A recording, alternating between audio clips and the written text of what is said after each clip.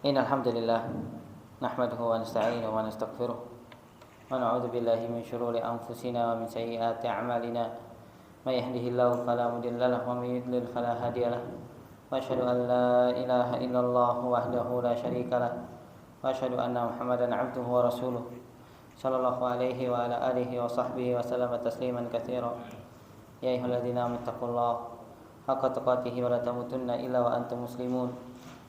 يا أيها الناس اتقوا ربكم الذي خلقكم من نفس واحدة وخلق منها زوجها وبث منهما رجالا كثيرا ونساء واتقوا الله الذي تساءلون به والأرحام إن الله كان عليكم رقيبا يا أيها الذين آمنوا اتقوا الله وقولوا قولا سديدا يصلح لكم أعمالكم ويغفر لكم ذنوبكم ومن يطع الله ورسوله فقد فاز فوزا عظيما أما بعد فإن أصدق الحديث كتاب الله وخير الهدى هدى محمد صلى الله عليه وعلى آله وصحبه وسلم شر الأمور محدثاتها فإن كل محدثة بدعة وكل بدعة ضلالة وكل ضلالة في النار.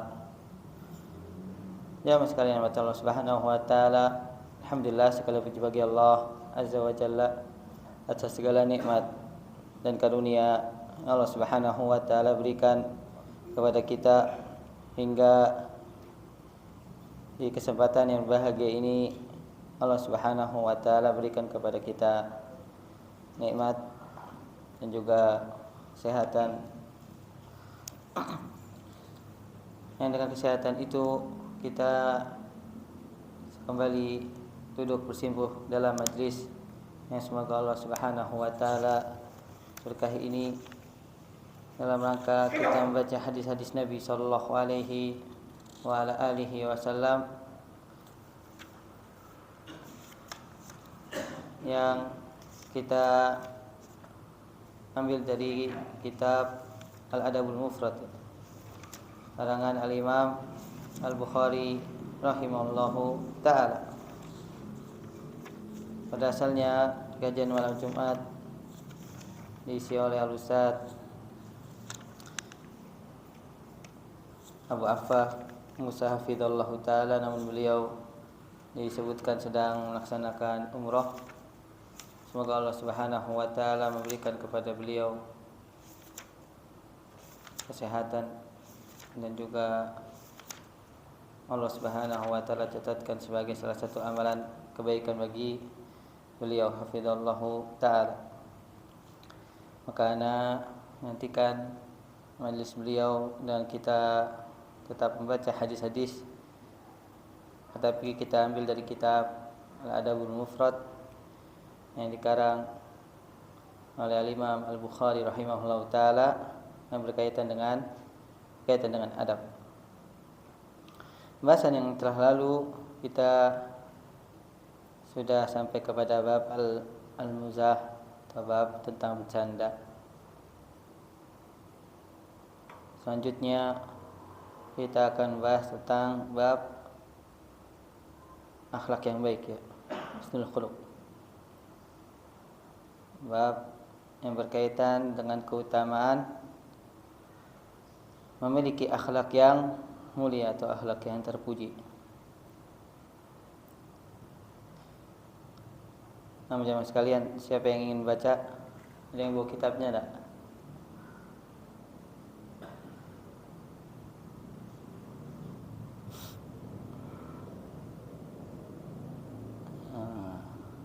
Sebentar.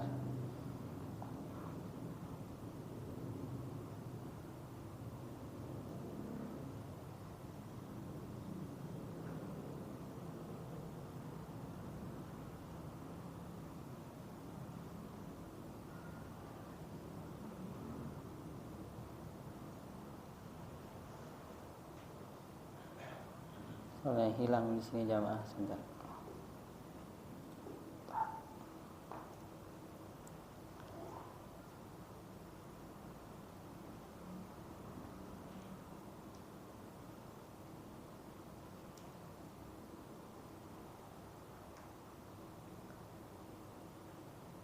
Nah, sebelum bab tentang bab husnul khuluq ada tambahan sedikit, satu hadis yang berkaitan dengan dua hadis, ya. Bab al-mizah ma'as sabi. Bab bercanda dengan anak kecil. Qala rahimahullah ta'ala hadatsana Adam qala hadatsana Syu'bah qala akhbarana Abu Tayyah qala sami'tu Anas bin Malik radhiyallahu ta'ala anhu yaqul kana Nabi sallallahu alaihi wasallam la yukhalituna hatta yaqulu li akhi fi sagirin ya Aba Umair ma fa'ala Nugair. Imam Bukhari rahimahullah ta'ala buat sebuah bab setelah bab tentang bercanda itu bab bercanda dengan anak kecil. Bercanda dengan anak kecil. Ya maskan yang Allah Subhanahu wa taala, Nabi adalah teladan bagi umat manusia. Dan Nabi SAW juga sekaligus sebagai pemimpin negara. Nabi SAW juga sebagai kepala keluarga. Nabi SAW juga sebagai pemimpin perang. Dengan banyak sekali tugas Nabi Muhammad SAW tidak membuat Nabi SAW memiliki watak yang keras atau watak yang kaku. Bahkan kepada anak kecil Nabi SAW menyapa. Dan juga Nabi SAW memiliki waktu terkadang bersama anak kecil untuk membuat mereka tersenyum atau bertanya tentang kabar mereka. Sebagaimana dalam hadis ini, Imam Bukhari rahimahullah ta'ala meriwayatkan dari gurunya Adam bin Abi Iyas, dari Syu'bah, ini Syu'bah bin Al-Hajjaj Abul Bistam, dari Abu Tayyah, dari Anas bin Malik radhiyallahu taala anhu adalah salah seorang sahabat Nabi sallallahu alaihi wasallam yang bertemu dengan Nabi SAW. Umur beliau masih belia. Karena Nabi SAW la yukhalituna. Nabi SAW sering bersama kami bersenda gurau, bermuamalah bersama kami.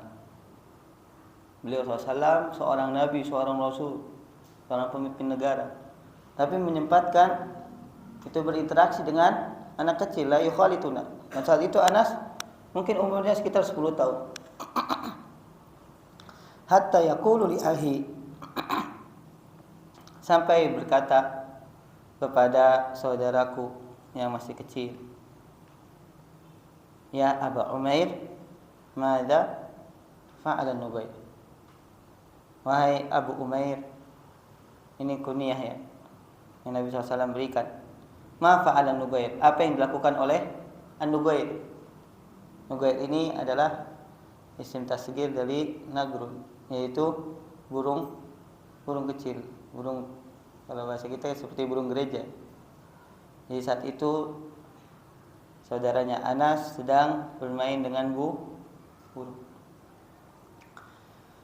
Nabi ketika berpapasan dengan saudaranya Anas bin Malik yang juga masih kecil, itu Nabi menyempatkan untuk menyapa, ya Masya Allah, ya Abu Umair, sambil memberikan juga kunyah padahal masih kecil. Dan orang Arab ketika dipanggil dengan kunyah itu merupakan sebuah keagungan bagi mereka atau kemuliaan, karena mereka senang kalau dipanggil dengan kunyah. Nabi SAW menyapa anak tersebut dengan kunyah, kemudian bertanya apa yang sedang dilakukan burung kecil yang ada di hadapanmu. Ma fa'alan Nugair. Ini merupakan sebuah akhlak yang sangat indah ya, yang ditontonkan oleh Nabi SAW dan sangat direkam oleh Anas bin Malik. Al-Imam Syafi'i sebutkan jamaah sekalian, saat ada seseorang yang mencela sunnah Nabi SAW. Karena hadis ini juga diriwayatkan oleh Imam Bukhari dalam kitab beliau, Kitabul Adab ya, dalam kitab beliau Sahih Bukhari. Ada yang mengatakan, untuk apa sih Al-Imam Bukhari meriwayatkan hadis ini.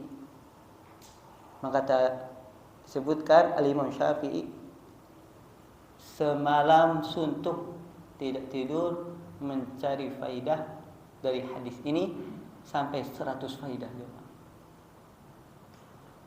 Hanya dari lafaz ya Abu Umair madza fa'ala an-Nubayy.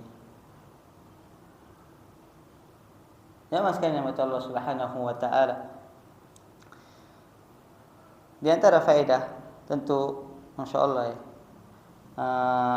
Al-Imam Syafi'i kita tidak perlu meragukan tentang keilmuan beliau. Kalau Syekh Luqman As-Salafi dalam syarah beliau Rasyul Barat Syarah Adabul Mufrad, beliau menyebutkan 6 faedah. 6 faedah karena ini buku ringkasan. Dan Allah juga baru mendapatkan alhamdulillah kitab Syarah Adabul Mufrad yang dikarang oleh Syekh Sa'id Ruslan hafizallahu taala, namun qadarullah babnya tidak terbawa ya, harusnya di jilid 1. Di sini sebutkan beberapa faedah dari penggalan hadis yang sangat sederhana tersebut. Kata beliau, jawazut takanni lirrajuli alladhi laysa lahu walad. Faedah yang kita bisa ambil dari hadis ini, diperbolehkan memiliki kunyah bagi seorang laki-laki yang tidak memiliki anak, atau bisa juga belum menikah. Makanya Nabi SAW memberikan kunyah padahal kepada anak kecil. Pada anak kecil. Kunyahnya apa? Aba Umair. Diperbolehkan memberikan kunyah atau dia mencari kunyah bagi seorang laki-laki walaupun dia tidak memiliki anak. Dan kunyah ini bisa jadikan sebagai sebuah sunnah yang disebarluaskan di antara kaum muslimin. Apalagi orang-orang Indonesia itu nama-namanya sekarang alhamdulillah sudah mulai mengikuti nama Islam. Maka tentu memiliki kunyah dari anaknya ataupun walaupun tidak punya anak, ini merupakan sebuah sunnah ya. Sebagaimana di antara ulama ada yang menyebutkannya. Kalau seandainya kalau anak-anak ada beberapa yang laki-laki, ada Muawiyah, maka anak menjadikan kunyah anak-anak pertama yaitu apa? Abu Muawiyah. Dan kalau seandainya dia mencari kunyah dari anak yang kedua, ketiga, atau bahkan tidak punya anak juga tidak apa-apa. Itu juga ibunda kita Aisyah radhiyallahu taala anha, radhiyallahu taala anhuma. Beliau tidak memiliki anak tapi kunyahnya Ummu Abdillah. Yang kedua, jawazu takanni litifli. Diperbolehkan memiliki kunyah atau memberikan kunyah untuk anak kecil. Anak kecil tentu tidak mungkin memiliki anak, tapi diperbolehkan. Sebagaimana Nabi SAW memberikan kunyah kepada anak kecil.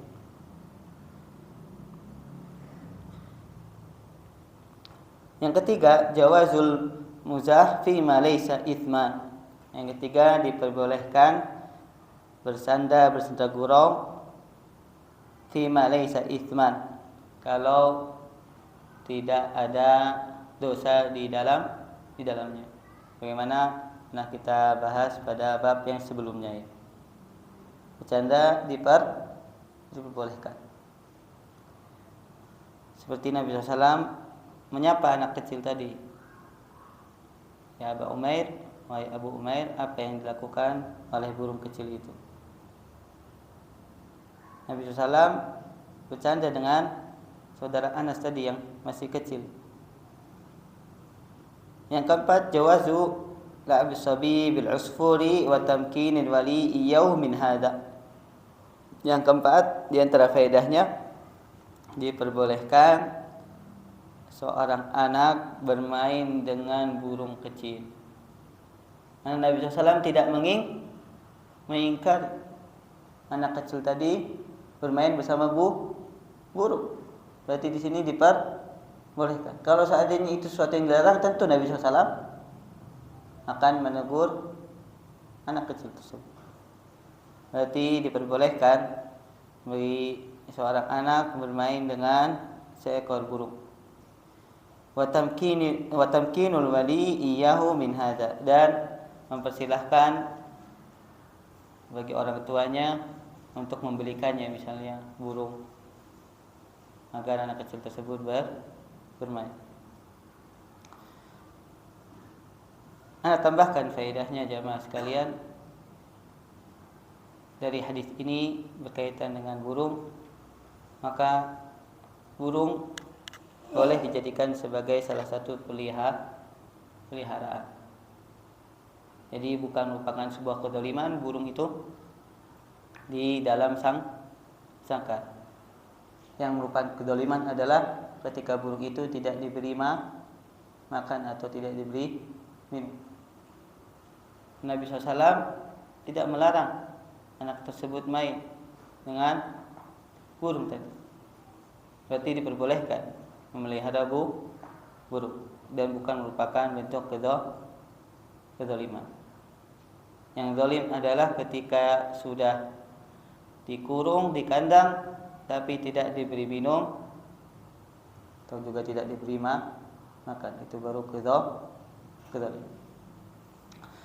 Nah, dari hadis ini juga kita bisa mengambil pelajaran bolehnya memelihara burung hanya satu saja. Tidak perlu berpasang.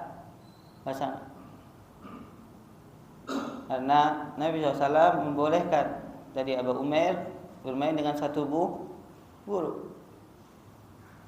Dan juga tetap mempersilahkannya untuk berada di kandang walaupun satu burung. Jadi tidak harus berpasang. Nah, faedah selanjutnya jawazus sam'i bil kalamil hasan biduni kulfatin. Diperbolehkan mendengar perkataan yang baik, tentu tanpa dibuat-buat. Seperti seseorang memiliki burung, kemudian dia ingin mendengar suara dari burung tersebut, maka diperbolehkan walaupun suaranya seperti nyanyi, karena itu berasal dari burung yang alami jamaah, bukan berasal dari alat musik. Makanya di sini biduni kulfah, tanpa harus dibani atau dibuat-buat suara tersebut. Makanya berarti memelihara burung yang memiliki suara indah diperbolehkan. Adapun urusan melombakannya, maka Allah Ta'ala alam tidak diperbolehkannya. Apalagi ketika berlomba itu harus membayar uang pendaftaran, dan hadiahnya diambil dari uang pendaftaran. Ini masuknya maisir, masuknya judi. Nah, yang keenam, al-ima ila mulatafatis sibyan wa bayani husnu khuluqin Nabi sallallahu alaihi wasallam wa tawadu'ihi. Yang keenam, dianjurkannya berlemah lembut kepada anak kecil. Dianjurkannya berlemah lembut kepada anak kecil. Anak kecil merupakan sosok yang sangat lembut. Jangan sampai terdengar oleh mereka suara-suara yang keras, suara-suara yang nyaring, bentakan, atau mungkin perkataan yang kasar hingga terekam dalam otak mereka, terekam dalam benak mereka. Anak kecil mereka pintar menyimpan jemaah memori. Dan terkadang akhirnya mereka meniru orang yang ada di hadapan mereka. Makanya Nabi SAW sangat berlemah lembut kepada anak kecil. Mereka sangat peka sekali perasaannya. Dan tentu seorang muslim, seorang yang lebih dewasa, dia harus berlemah lembut kepada anak kecil. Tidak perlu menghardik mereka. Kita beritahu dengan lemah lembut.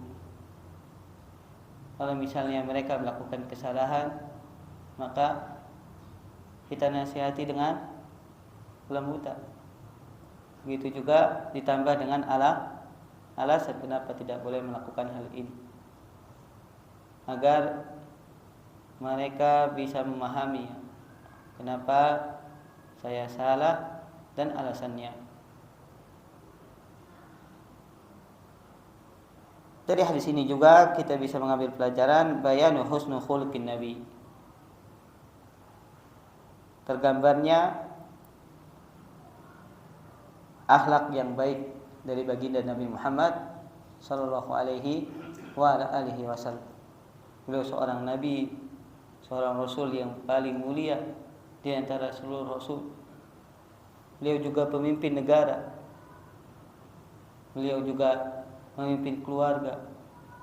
Beliau juga pemimpin perang. Tapi ketika bertemu dengan anak kecil, beliau SAW sangat lembut perangainya. Beliau SAW tidak acuh. Beliau memperhatikan anak kecil. Padahal beliau kedudukannya tinggi di sisi Allah Subhanahu wa ta'ala. Dari hadis ini juga kita bisa mengambil pelajaran tawaduknya Nabi sallallahu alaihi wasallam. Beliau tetap menyapa anak kecil, ya Masya Allah. Menunjukkan tentang ketawaduan, rendahan hati Nabi sallallahu alaihi wasallam, walaupun beliau adalah sosok yang sangat mulia di sisi Allah Subhanahu wa taala dan di sisi orang-orang yang beriman, tapi beliau tetap menyapa, mengajak bercanda anak kecil sallallahu alaihi wa ala alihi wasallam. Nah, itu beberapa faedah dari hadis Abu Umair. Kita lanjutkan hadis 270. Qala rahimahullahu taala hadatsana Ibnu Salamin qala hadatsana Waqi' an Muawiyah ibn Abi Muzarrid an abihi an Abi Hurairah radhiyallahu taala anhu akhadha Nabi sallallahu alaihi wasallam bi yadil Hasan awil Husain radhiyallahu anhuma thumma wada'a qadamayhi ala qadamayhi thumma qala tarakki. Hadis 270, hadis yang diriwayatkan oleh Al-Imam Bukhari dari jalur gurunya Ibnu Salam, yaitu Muhammad Ibnu Salam Al-Bikandi, dari Waqi', dari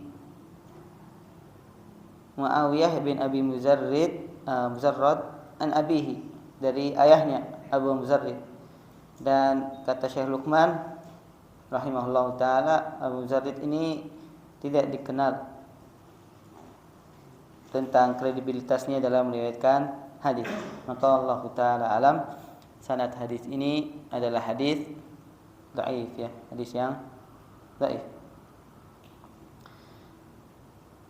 Dari Abu Hurairah radhiyallahu taala anhu, bahwasanya Nabi sallallahu alaihi wasallam pernah mengambil atau memegang tangannya Hasan atau Husain radhiyallahu anhuma, cucu Nabi sallallahu alaihi wasallam, dari anaknya beliau Fatimah radhiyallahu taala anha, yang disebutkan oleh Nabi sallallahu alaihi wasallam sayyida syababi ahlil jannah.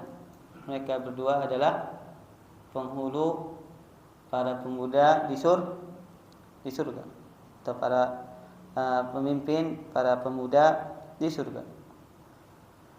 Setelah itu Nabi SAW memegang tangannya Hasan atau Husain, thumma wada'a qadamaihi ala qadamaihi, kemudian meletakkan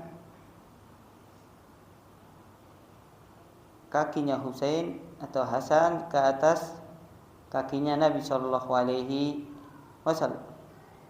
Kemudian beliau memerintahkan untuk naik, ya, tarok, naiklah untuk aku gendong. Kan tapi hadis ini hadis yang dhaif. Nah, itu beberapa hadis yang berkaitan tentang bercandanya Nabi SAW dengan anak kecil. Adapun hadis yang sahih yang berkaitan dengan Nabi SAW itu bersenda gurau dengan Hasan adalah hadis ketika Nabi SAW mengangkat Hasan di mimbar, mengangkat Hasan atau Husain di mimbar sambil mengatakan hadis yang tadi. Beliau bersabda sallallahu alaihi wasallam, "Hadza walad sayyidu sababi ahlil jannah."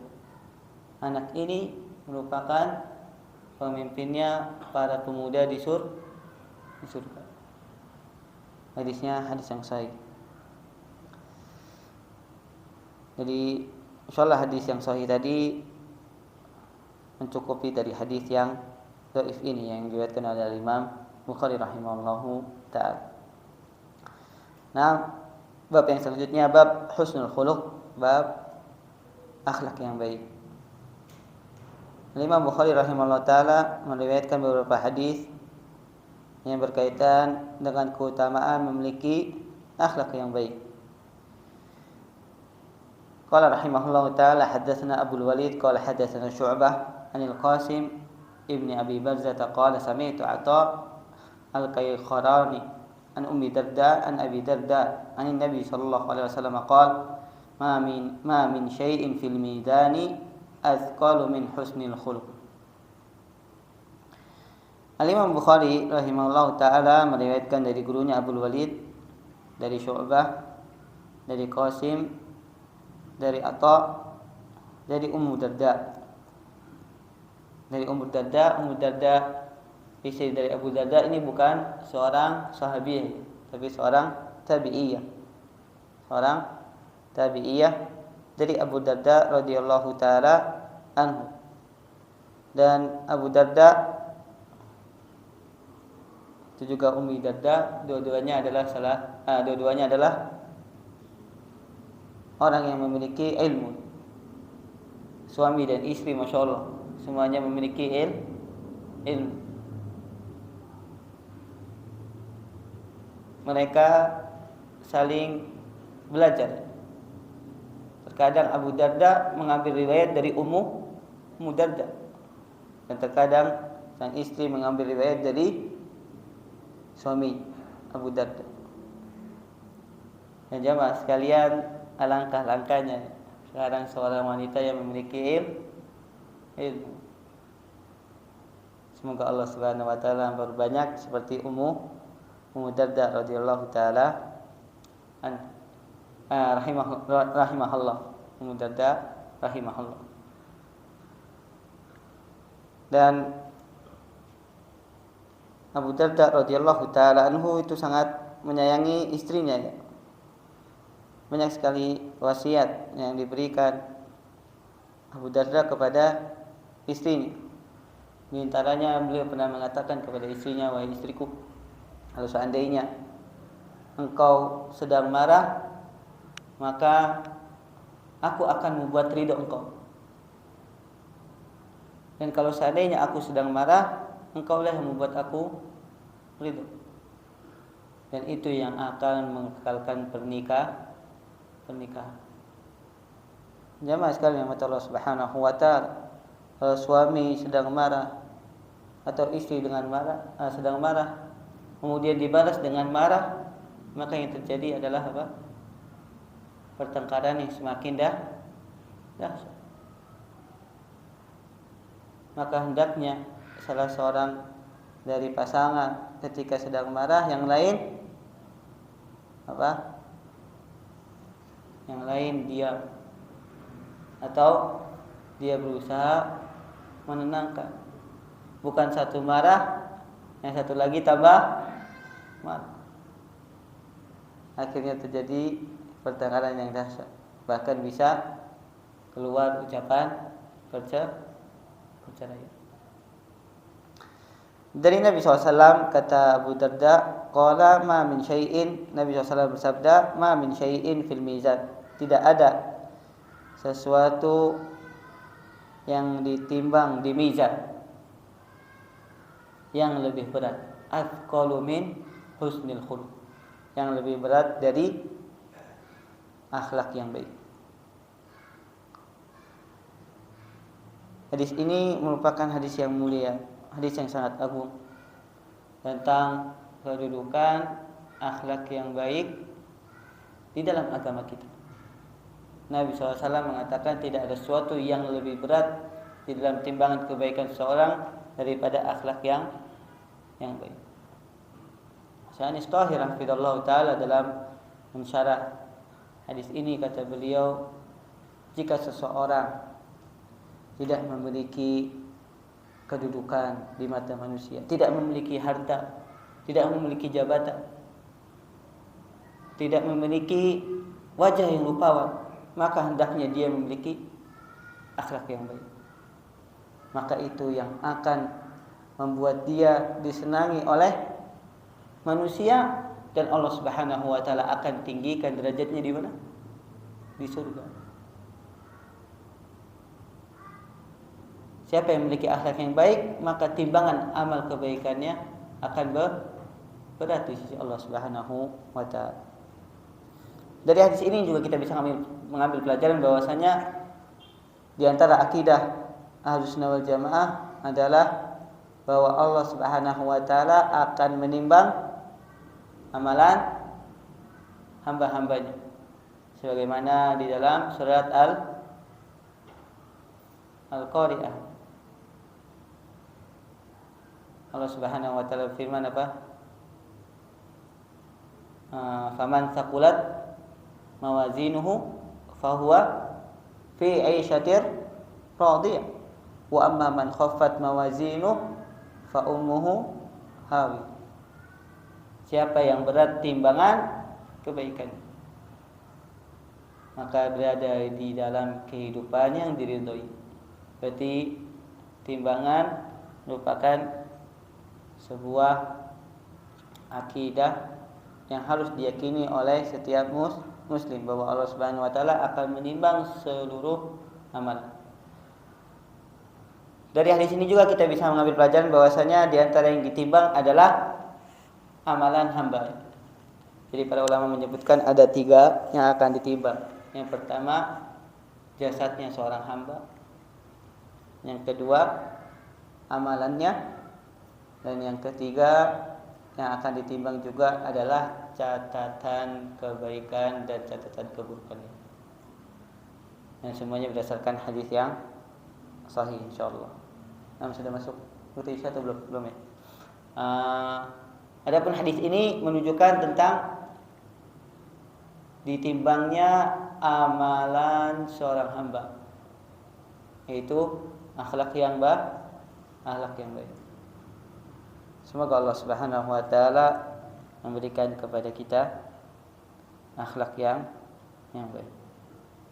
Dari hadis ini juga kita bisa mengambil pelajaran bahwa akhlak yang baik merupakan salah satu amalan soleh yang besar pahalanya di sisi Allah Subhanahu wa taala. Mungkin seseorang jamaah sekalian tidak memiliki semangat dalam melaksanakan salat sunnahnya sedikit. Mungkin dia hanya melaksanakan yang wajib saja. Ketika dia berpuasa, dia hanya berpuasa di bulan Ramadan. tidak memiliki pahala atau tidak memiliki semangat dalam melaksanakan puasa sunnah, tapi dia memiliki akhlak yang baik, maka itu bisa membantunya untuk masuk ke dalam surga, karena akhlak yang baik merupakan timbangan yang sangat berat di sisi Allah Subhanahu wa taala. Sudah masuk Isya? Fadal. Atau terlebih dahulu. Coba.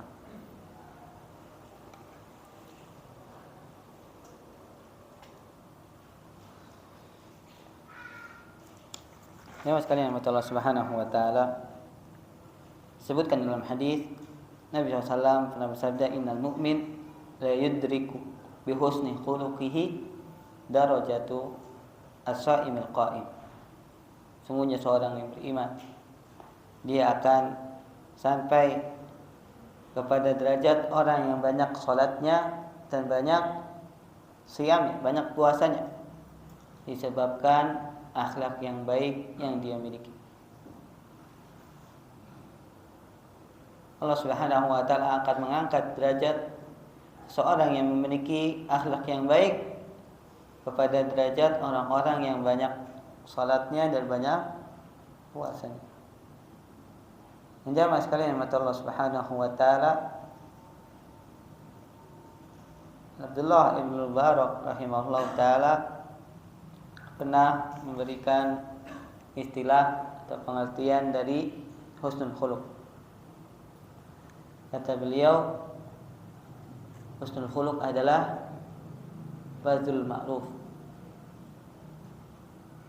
bazul ma'ruf wa kafil adza wa talaqatul wajh. Kata Abdullah bin Mubarak, akhlak yang baik adalah berusaha untuk memberikan kebaikan kepada sesama manusia. Yang kedua, menahan dari gangguan, menahan dari lisannya, dari tangannya, dari kakinya, atau dari matanya, untuk tidak mengganggu manusia. Dan yang ketiga, selalu berwajah ceria, wajah tersenyum kepada manusia. Itu makna dari husnul khuluq. Makna dari husnul khuluq atau akhlak yang baik.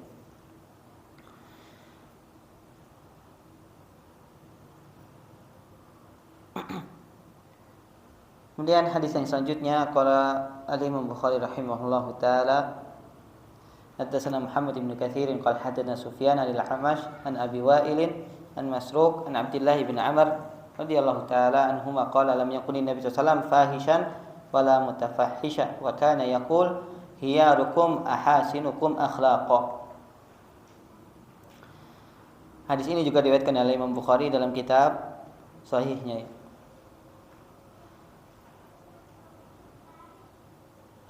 Nabi SAW disebutkan oleh Abdullah bin Amr ibn al-Asi radhiyallahu taala anhu bahwasanya beliau tidak pernah dikenal sebagai seorang yang fahish. Apa itu fahish? Seorang yang banyak melakukan dosa dan maksiat. Itu dikatakan seorang yang fahish, karena dia terlalu melampaui batas. Itu dikatakan fahish, orang yang gemar melakukan dosa dan maksiat. Dan Nabi SAW bukan orang yang seperti itu. Wala mutafahisha. Mutafahisha ini adalah sifat yang lebih buruk dari fahish, yaitu apa? Dia selalu ingin berbuat keburukan walaupun keadaan tidak mendukung. Kalau tadi mungkin keadaan mendukung ya, tapi ini lebih parah lagi, keadaan tidak mendukung kan, tapi dia tetap melakukan keburukan dengan apapun caranya. Yang penting dia bisa melakukan keburukan.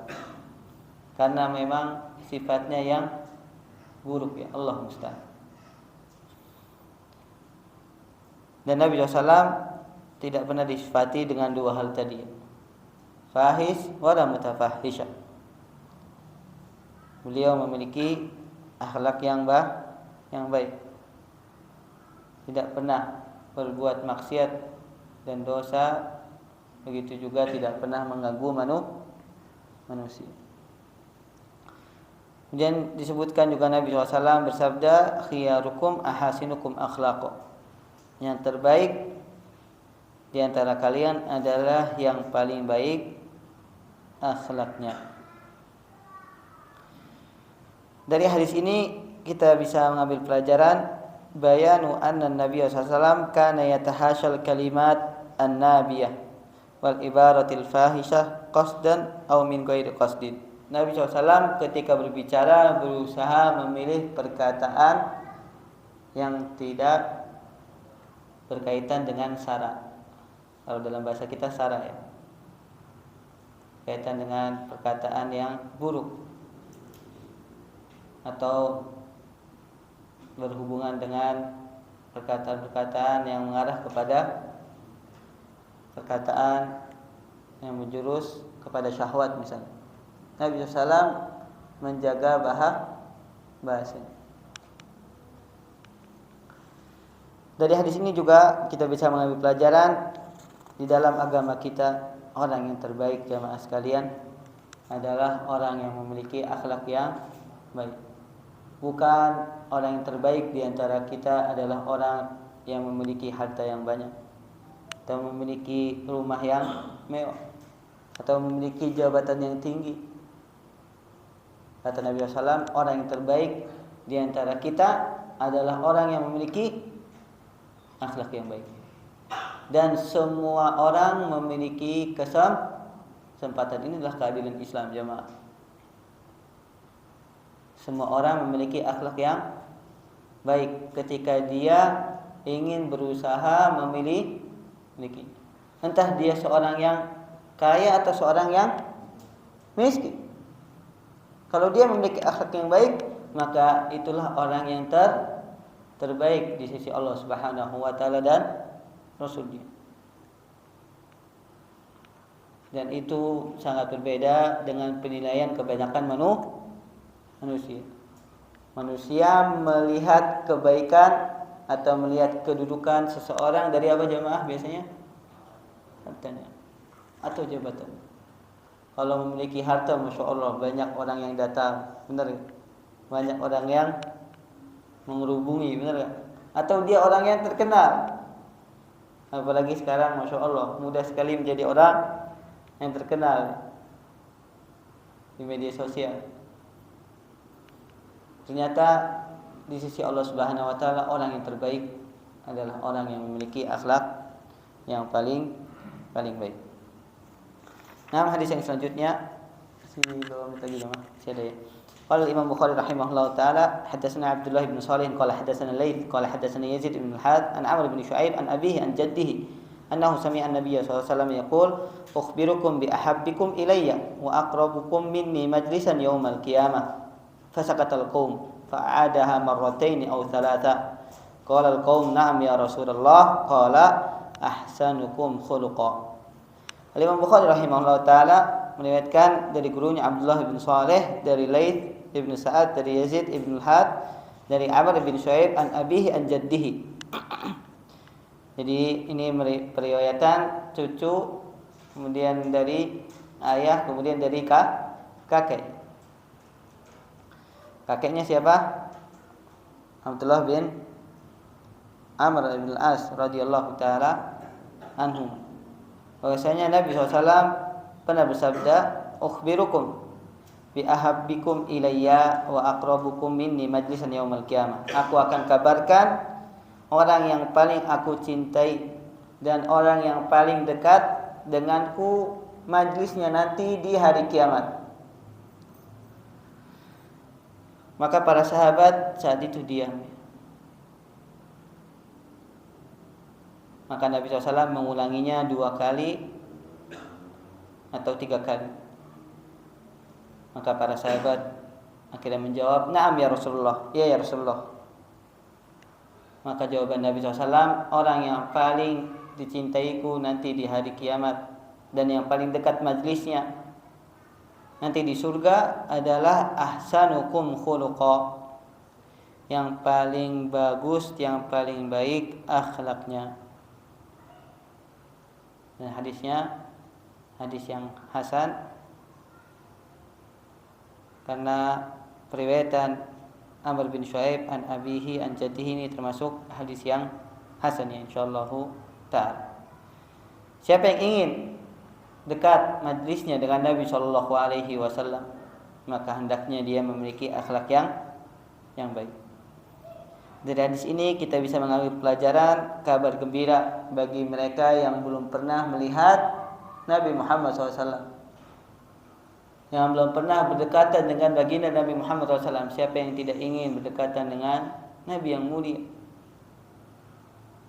Rasul yang terbaik yang Allah Subhanahu wa taala hadirkan dunia ini. Kita tidak pernah melihatnya, tapi kita memiliki kesempatan jamaah untuk bisa berdekatan dengan baginda Nabi Muhammad SAW dengan memiliki akhlak yang baik. Siapa yang memiliki akhlak yang baik, dia memiliki kesempatan yang sangat besar untuk dekat, untuk bisa berdekatan dengan baginda Nabi Muhammad sallallahu alaihi wasallam. Tentu di mana jamaah? Di surga. Semoga Allah Subhanahu wa taala menjadikan kita salah satu dari mereka. Dari hadis ini juga kita bisa mengambil pelajaran ala anna min sifatil alim abdul masail ala tullabihi liyujibu alaiha. Di antara metode pengajaran adalah memberikan pertanyaan kepada orang-orang yang hadir di majlisnya, kepada para penuntut ilmu, agar mereka mendapatkan perhatian atau bisa menjawab. Fa idza lam yujib 'alaiha mujibun bayyana lahum bil jawabil jalli fastafadu ilman ila ilmihim. Kalau seandainya tidak ada yang bisa menjawab, maka sang guru memberikan jawaban. Kalau bahasa kita memberikan apa jamaah? Kuis. Agar jamaahnya kembali lebih memperhatikan. Ini diantara metode mengajarnya Nabi Muhammad sallallahu alaihi wasallam. Nah, hadis yang selanjutnya qala rahimahullah taala hadatsana Ismail bin Abi Uwais qala hadatsani Abdul Aziz bin Muhammad an Muhammad bin Ajlan bin Qaqa bin Hakimi an Abi Shalih As-Saman an Abi Hurairah radhiyallahu anhu anna Rasulullah sallallahu alaihi wasallam qala inna ma bu'ithu li utammima shalihal akhlaq. Imam Bukhari meriwayatkan sampai kepada Abu Hurairah bahwasanya Nabi SAW pernah bersabda, sungguhnya aku diutus untuk menyempurnakan akhlak yang baik. Dari hadis ini kita bisa mengambil pelajaran bahwa orang-orang Arab jahiliyah dahulu memiliki akhlak yang baik jemaah. Seperti menyambut tamu, kemudian memuliakan tetangga, kemudian bersedekah. Dan saat Nabi SAW datang untuk menyempurnakan akhlak yang baik. Nah, hadisnya merupakan hadis yang sahih insyaallah taala. Hadis yang selanjutnya qala rahimahullah taala hadatsana Ismail qala hadatsani Malik an Ibnu Syihab an Urwah an Aisyah radhiyallahu taala annaha qalat ma khuyyira Rasulullah sallallahu alaihi wasallam baina amrayn illa ikhtara aisarahuma ma lam yakun itsman fa idza kana isman kana ab'adan nasi minhu wa man taqama Rasulullah sallallahu alaihi wasallam li nafsihi illa an tuntahaka hurmatullahi taala fayuntukima lillahi biha. Nah, sudah masuk iqamah ya. Insyaallah kita lanjutkan pada pertemuan berikutnya. Sallallahu alaihi wasallam ala nabiyina Muhammadin wa ala alihi wasallam. Subhanakallahumma wa bihamdika asyhadu an la ilaha illa anta astaghfiruka wa atubu ilaik. Assalamualaikum warahmatullahi wabarakatuh.